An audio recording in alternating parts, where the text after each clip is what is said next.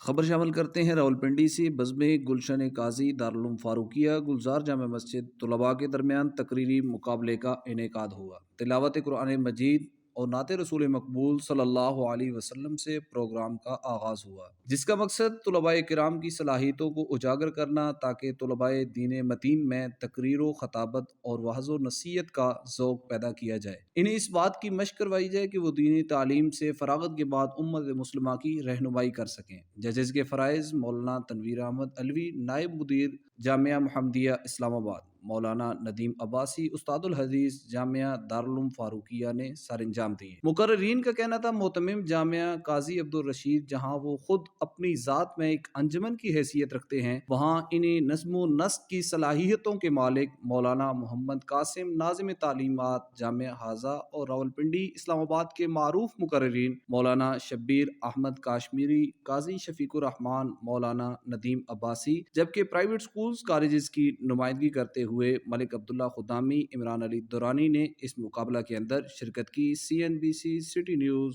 راولپنڈی۔ اس ویڈیو کو لائک کریں، ہمارے چینل کو سبسکرائب کر بیل آئیکن ضرور پریس کریں ہماری نیو ویڈیو سب سے پہلے دیکھنے کے لیے۔